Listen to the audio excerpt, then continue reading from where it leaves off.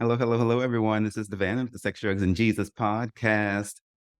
Website, sexdrugsandjesus.com, downunderapparel.com, the other website, YouTube, Sex, Drugs, and Jesus podcast. Thank you so much for all your donations, love, generosity, and kind support. So I wanted to come to y'all this morning. Well, first of all, wait a minute. Happy Tuesday, September the 12th, 8:35 a.m. in the year 2023. How y'all doing? How y'all doing out there? Happy fall. Fall is in the air. Fall is in the air, and I'm ready for some cold weather. For the first time in my life, I'm looking forward to some cold. I love the heat, but I'm also learning to love the cold too. Gotta love everything, right? So I wanted to come to y'all to speak to you about how shall I say this? A couple of things. I'm gonna talk to my fellow trap queens out there and we'll talk about the benefits of purposeful isolation. What prompted this is a dream that I had this morning. Okay, yes, we got to go back into the X Files. You know, one of them was lurking around in my dreams again. But like I was telling you on the show that I released the other morning, I learned to stop being angry when that happens, and I learned to turn to it and face it. It's not as bad as it was with previous exes, in times past, or at least a particular one that was working that witchcraft on me. So it's not like this most recent ex shows up in my dreams like all the fucking time, but the times that it has, the Lord was showing me what he was out there doing. But and and I used to fight that and battle against it, but then I finally just surrendered to God's process, and I was like, okay, what do you have for me here? What can I learn? And what I've learned is that I don't really think the process that I've been through with him was really about me. I think it was about the lessons learned so that I can teach the world. I don't think it was ever really about me. I mean, it was in the sense for me to grow and attain this high level of spirituality that I have now. But, the shit that he did and the way that he did it, the secrecy and the lies and manipulations and the cheating and the scandals and the disease spreading and all of that, it wasn't God was testing me to see how long I was going to take it personally. Okay. I stopped taking it personally a long fucking time ago. And so that's why I'm able to receive these dreams and be like, okay, God is in control of everything. I'm surrounded and protected by very powerful beings.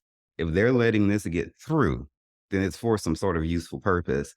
And I munched on this and really worked with this morning before I got out of bed. I was like, I wonder if I should just not give this the oxygen of my attention because I'm so over him and I'm so over all of the bullshit and over all of these fucking people in Baton Rouge. Clearly, not everyone in Baton Rouge, but you know who the fuck you are. And, maybe I should just like, go on by my day. I got a million things to do. But I said I could give this like 5, 10 minutes, sure. Because clearly, if God let it through, it's for a reason. What is this reason? So in this dream, probably for the first time in months, the ex did not show up attached to one of his new boyfriends or one of his this gang that he was hanging out with, according to how it showed up in my dreams. And there's like an odd in it's like it's almost like my enemies have gone silent. It's like I can hear a pin drop. I don't it's like when you walk with the Lord, you're always aware of what's going on around you and what people are doing. You're not worried about it, but the Lord always causes you to have like a sense of knowing because they know they're going to catch us off guard. Not like talking about, but it's almost like God came down here and did something. It is because my enemies is like they've shut their fucking mouths. Okay, for some reason, something done happened. I guess the gang then broke up or something like that. Who the fuck knows? Not my damn business. I just thought I'd throw that out there. It's like there's a peace. There's a peace on the waters and on the land this morning. Glory, hallelujah. And so for the first time, this damn fool is not actually showing up in my dreams with some dude attached to him or several. And it's like, this is strange. And it's almost like it's almost like he wants to have a conversation. Well, with me, he was trying to like talk to me in the dream. I was like, the this has been what, 9, 10 months now? There's nothing to be said. You know, like, what came to my what glory to God, what came to my mind was 2 things. I thought about Moses on the mountaintop, Jesus on the mountain of transfiguration. I also thought about trap queens. I know. Imma talk about the trap queens first because of something that's not really talked about a lot is how when people are in the game, they actually can get addicted to the power that comes along with being a drug dealer or a drug manufacturer. And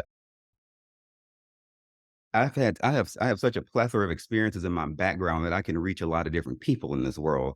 And so I'm gonna talk to my trap queens. According to Urban Dictionary, get on my Urban Dictionary, which is the best encyclopedia dictionary I've ever come across.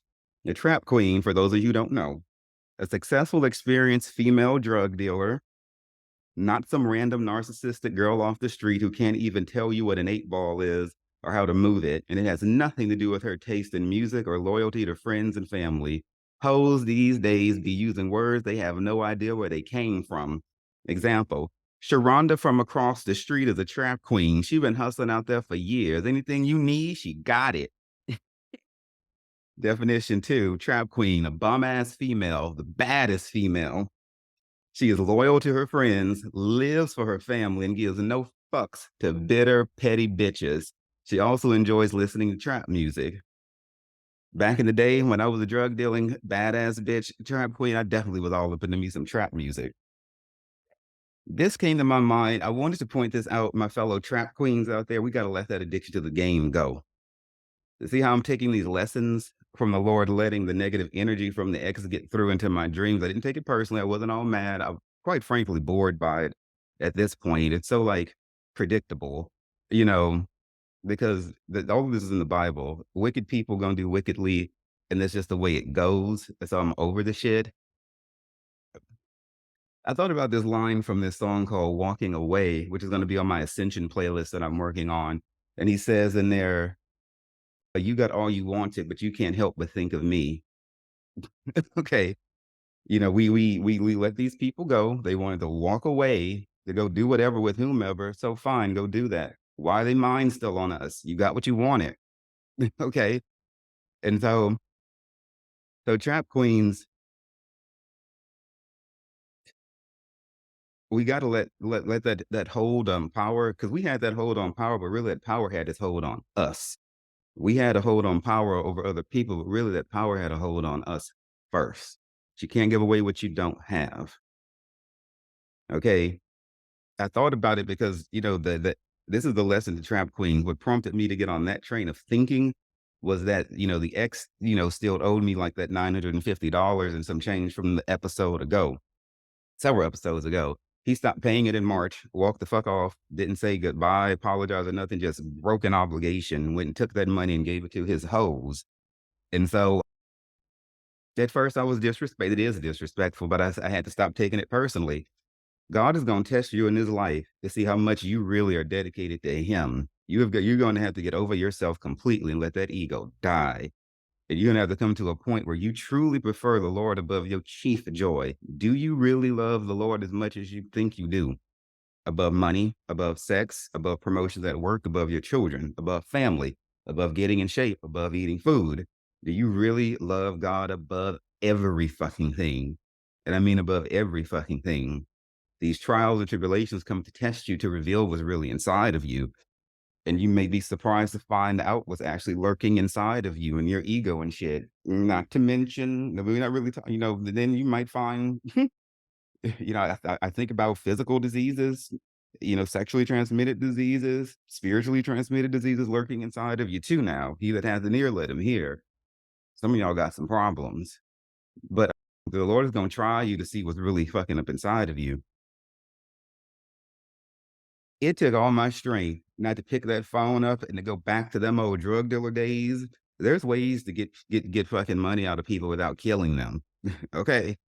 Okay. I think about that line from Harry Potter when they were talking about the killing curse of Avada Kedavra, and Dumbledore was telling somebody, he said this shit so in passing. I think a lot of people miss just how gangster Dumbledore really fucking is.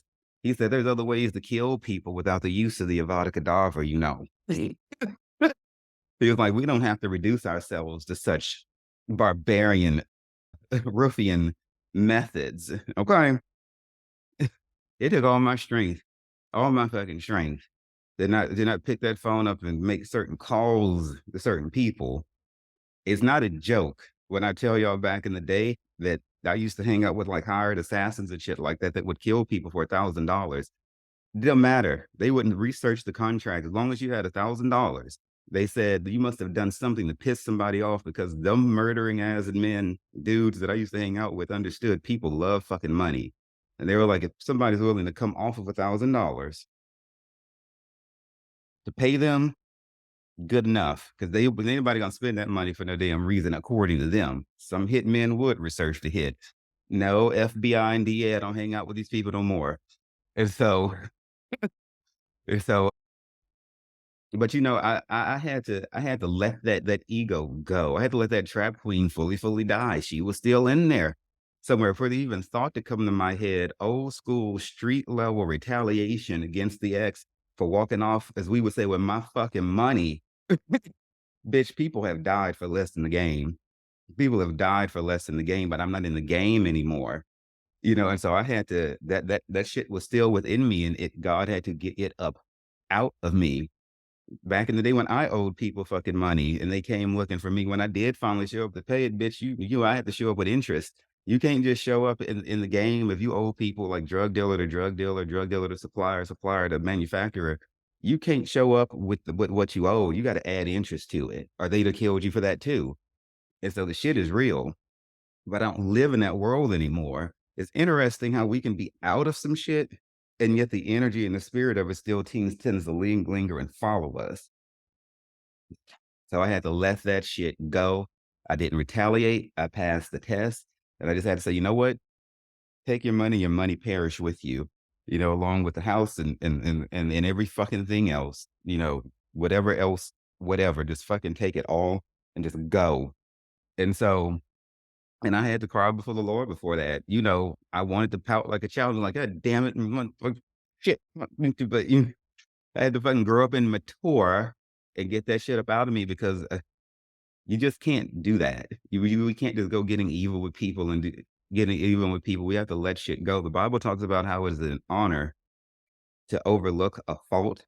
And when somebody slaps you on the cheek and you turn the other cheek without seeking revenge or harboring resentment, all of heaven stands up to applaud you when you get to this point where you can let an offense go just of your own volition without them apologizing. 'Cause some people are going to hurt you in this life and not say they're sorry and not mean it if they say it.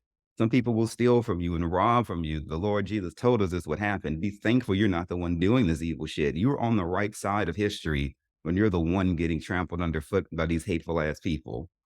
But we have got to let what they did go. And if you can do that, the whole Trinity and every angel and every high celestial being applauds you for mastering this life or that aspect of this life and your physical flesh in this life, because it takes a great death of the ego to have it within your power to exact revenge upon somebody like I did and still do if I fucking really wanted to, but I don't want to, and choose not to, and to really release that shit with forgiveness, unasked for forgiveness, and let it go. You have to have risen up so high in yourself to be able to do that. I have. And I want my other trap queens out there to do that shit too. Don't you make that phone call. Yeah, the motherfucker deserves to have his ass beat. And I saw some bloodied and bruised, yet still alive. Barely, it looked like motherfuckers back in the day in the game thought they was gonna take some shit and run off, and they set their asses up. Is what happened. And so with apps and cell phones, it's really easy to set up somebody now if you really want to, as people are so like on them damn things. But yeah, we can't trap queens. Let it go. Let it go. Let it go. Let it go. Let it motherfucking go. You better get your Elsa on, bitch. And so I didn't mean to talk this long. Whew. But so that's enough for my trap queens. On the point of Moses, Moses went up on the mountainside hanging out with Jesus, hanging out with God back in the day, Yahweh, Elohim, all of that. When he came down, his face was glowing because he had been in the presence of the Lord. So Moses had been in purposeful isolation. This is what I have preached about this year. what prompted me to think of this? Because the very concept in this dream for this boy to be having his thoughts bent towards me in a way like he might want to speak after radio silence for damn near, almost 10 months now, having said nothing while he's been off doing everything and everyone, to have the audacity to think money owed and everything, debts unpaid, that I would ever talk to him. Queens, when we've been in isolation, we've been like how Moses was. It changes you. Look at the difference. 10 months praying, crying, bleeding before the Lord, not patching it over with sex, drugs, relationships, and vice. Just feeling them raw ass feelings, thinking we were gonna die. Okay, but we didn't fucking die. In and out of the fucking hospital and shit as I was this year. Not complaining. I'm just telling you what the fuck happened in case some of y'all are new to the show. God caught up with me. He sent his holy archangels to come and undergird me. I mean, he sent his archangels. I had never felt such presences around me before, but they came around me when I was in isolation. I was not around people. Okay. And came and undergirded me with strength that I did not know I could feel. I'd have never felt God in this way before. 10 months of that versus 10 months of hoeing it up, drinking it up, smoking it up, and fucking around and doing all the shit that the ex was doing. You can't compare it. I'm so much fucking further along because I put in the work. I did not stop going to counseling. I increased counseling and different things like that. I worked my ass off to get, to this point inside. Okay. To even like in my dreams to think that he would try to insult me by showing up after all this damn time. Keep that same energy and get the fuck up out of my life. And so, well, you're not in my life. You're not getting back in. And so, girls, even if you have not achieved a spiritual ascension like I was given, but if you broke up with some dude or if he broke up with you or some girl or whatever, take it however you want to put the genders, and you did the work and they did not do the work, even if you have not ascended, you're still further along than they bitch asses are. Don't let them come back in and corrupt your light. No, they don't deserve it. They haven't done the work. They've been playing around. We're not doing that. And so in this example of Moses, he was up on that mountainside with God. He came down glorious. The children of Israel, which were low vibrational, asked him to cover his glory. Okay. They did not ask him to pray to God so that they could have eyes temporarily to be able to behold this glory of God, because he had been in God's presence so long that he was shining. He was reflecting the glory of God. And And so God granted him to put a veil on so that he could address them. What does that veil represent? Separation from God. Basically, the children of Israel were like, Moses, you're too glorious for us. So can you calm down? Can you take it down a few notches so that we can take being around you? Come on, queens. I know I'm not the first one to have somebody, people be trying to tell us we're too much. We're extra. We need to take it down a few notches. Bitch, no, we damn the fuck well won't. All this means is that we're too glorious for you. And this is why I've excommunicated so many damn people out of my life, because I shall not be reduced for these basic ass bitches. It shall not be. And so, and I'm upgrading my motherfucking living situation and my motherfucking associates. Okay. They asked Moses, instead of trying to come up to Moses' level, they wanted Moses to come down to their level. But Moses got elevated like that. How? By being by his fucking self up on a mountainside hanging out with Jehovah. He would not have gotten that hanging around the fucking yard with them fucking chickens.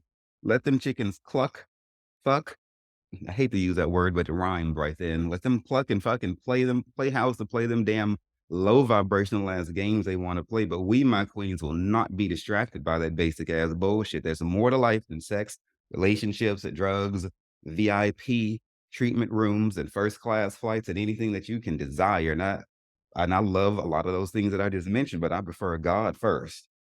And so, the very thing that testifies against people is they could have their pleasures in life and have God first too, but they just don't want God because they don't want their intentions to be exposed and revealed. And they want to do low down dirty shit, or they want to do things and they don't give a fuck about the intentions or who they're doing it with. God's not going to let that happen. God's going to strap boundaries on your ass, but not to hurt you, but to help you.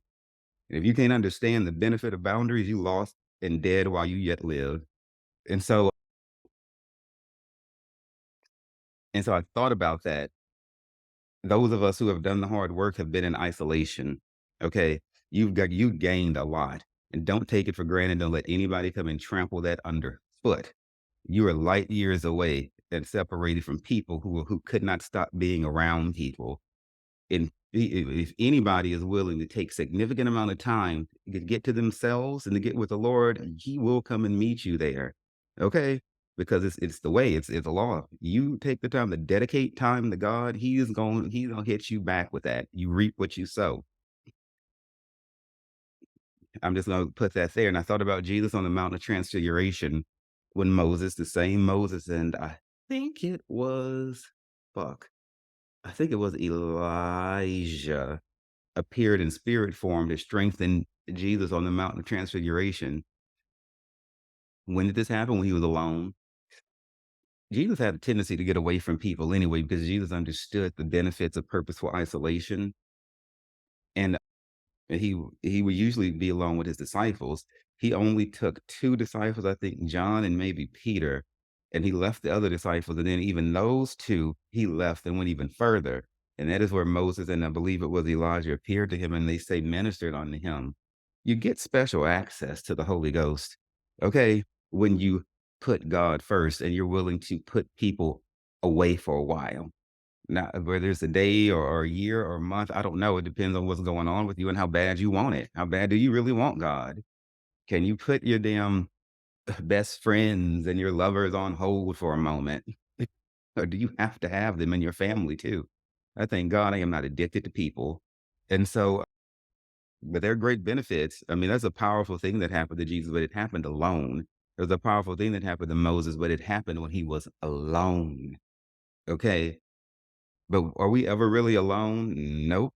If you had spiritual eyes to see the things that are walking around this earth, or really, I feel like this earth is kind of walking around the spiritual realm. This earth is temporary. That spiritual world is not. And I'm not really alone. Like I said, I felt the presence of archangels and things with me. I wasn't by myself in this house. It's just me and my cats. But but still, I went from feeling lonely with it just being me and my cats to being quite acutely aware to other beings being around me, holy beings. And so, those of you who might not have the clairvoyance or the sensitivity to detect those beings, I'm just going to assure you that they are there. And if you reach out to God, He will reach out to you. But you never know. Some of your spiritual gifts might awaken while you're in isolation. Some of you have never really slowed down and stopped living your fast lives to hear God. You might be surprised what might be revealed to you if you actually slow down and give God a half a chance. So that's what I wanted to say from this dream. I have expressed my heart as I always do. I will always be transparent with you all to chronicle this process. 40 years from now, I'll look back on this and be able to learn more, probably from my own self, and my children in the future will most certainly, from this transparency that I have rendered and laid out for you all through my body of work, which I'm so proud to say is growing. Hmm. Yeah, I will be releasing. I have all the equipment and everything that need here to do my first spiritual class. That will be for sale on my website, $3.99, I think is the price that I'm going to go with. It will be at least an hour class, I'm sure of it. And then for this first class, I'm going to be teaching how to do like reversal spell work. I don't teach witchcraft. I won't teach like love magic or anything like that. And I won't teach any kind of dark arts to destroy people, but I will teach you how to rebound the shit and send it back to the bitches from whence it came. Okay, because they shouldn't be doing the bullshit. Whether they want to fuck around, they gonna get fucked off for fucking with us. And so expect that to come out, I don't know, within the next like 1 to 2 weeks, maybe. And so I'll be working on that. And the time will come where you don't need or it may come, I guess depends, if we won't even really need, say, these sort of classes in magic and candle magic and things like that, what I'm going to teach you. But because once you get high enough in God, the Lord will send all that stuff back to the sender anyway. Once your faith rises, it could happen that way. But it just depends on who you are and how God feels about you. But until that day comes, or in case that day never comes, I'm going to at least equip you with some knowledge to put you on a path so that you can shield yourself, okay, from the attacks of these petty ass people who are nothing more than porters for the devil that are ultimately going to get their asses consumed, because that's the way it always goes. There is no peace, saith the Lord, unto the wicked. There's no peace unto the wicked. They're nothing more but tools in God's hands to sharpen and strengthen those of us who give a fuck about doing God's business. And the rest, God will set in order when He comes. My name is DeVannonHubert. This has been, I guess, an installment of the Sex, Drugs, and Jesus podcast. And the website is sexdrugsandjesus.com, down under apparel.com. The YouTube channel is Sex, Drugs, and Jesus podcast. And I'll be talking to you all soon.